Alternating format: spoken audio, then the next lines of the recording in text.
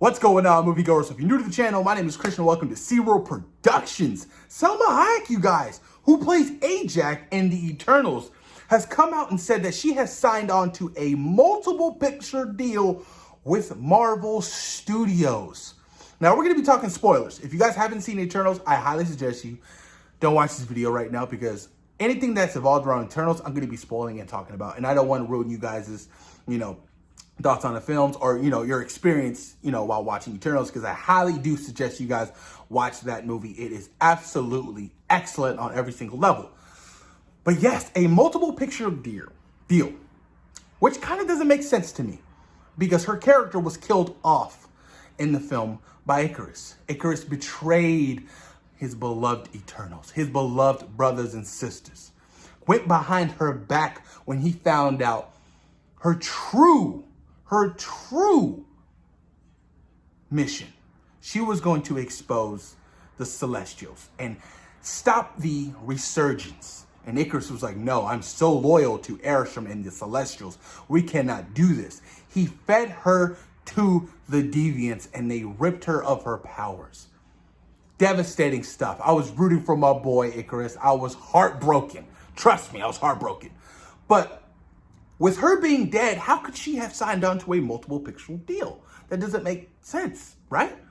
Unless she's recreated along with Icarus and Gilgamesh. I wouldn't be mad at that at all. Now, when we all found out that the Celestials created Deviants and created all the Eternals, and the Eternals aren't from the planet Olympus. They're not Olympia. They're not from there. They were created with the purpose by the Celestials. And when they showed the whole backstory of the Eternals being created and now how they're kind of like androids or robots or whatever, I'm like, interesting. She signed on to a multiple picture deal, right? She's dead. What if she's recreated by Celestials? I don't know how I feel about that. I felt like her particular character served a phenomenal purpose, being the leader, the prime Eternal in the Eternals. I loved Ajak. I did. Loved Gilgamesh. I feel like, should Marvel go down the route of recreating Ajak, Gilgamesh, and Icarus? And if so, most likely their minds can be, completely wiped. No memories or whatsoever of what happened. They could go down that route because I doubt they would want to do a prequel or some shit like that with Ajak, or having Ajak, go to multiple universes and destroy those universes to create the Celestials, right? I kind of doubt that because she's the one who knew since day one. She was the prime Eternal. She's the one who could talk to Arishem. So I'm really curious to see how they're going to do that. And I'm really curious to know you guys' thoughts and opinions on that as well. Should they recreate all three of them? Especially Icarus? Because I feel like Icarus, you don't just have, Richard Madden in one movie and kill him off. You just come on, you don't. His character has such a huge impact on my experience while watching the film. I want to see more of Icarus.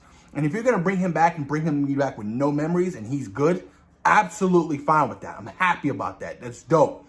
Because when he went a whole kamikaze and killed himself flying into the sun, I was devastated because I was like, okay, he's leaving Earth. Okay, he'll be back, whatever.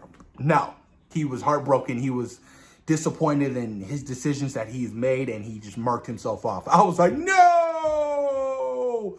I did the no from Revenge of the Sith when Darth Vader found out Padme died. He was like, no. That's how I felt. That exact moment when Icarus killed himself. One who flew too close to the sun. Saw that reference. But interesting stuff, man. I want to know you guys' thoughts and opinions on this. And what do you think about, Salma Hayek having a multiple picture deal with Marvel Studios after being killed off in her first movie? Should they bring back Icarus and Gilgamesh as well? Thoughts and opinions. Let me know what you guys think. Post them down below. And let me know what you guys thought about the film as a whole. I still can't get the Celestials out of my mind. Because now that we've seen the Celestials done right, I'm like, holy shit, how scary was Arishem showing up at the end of the film. And imagine what they can do with Galactus.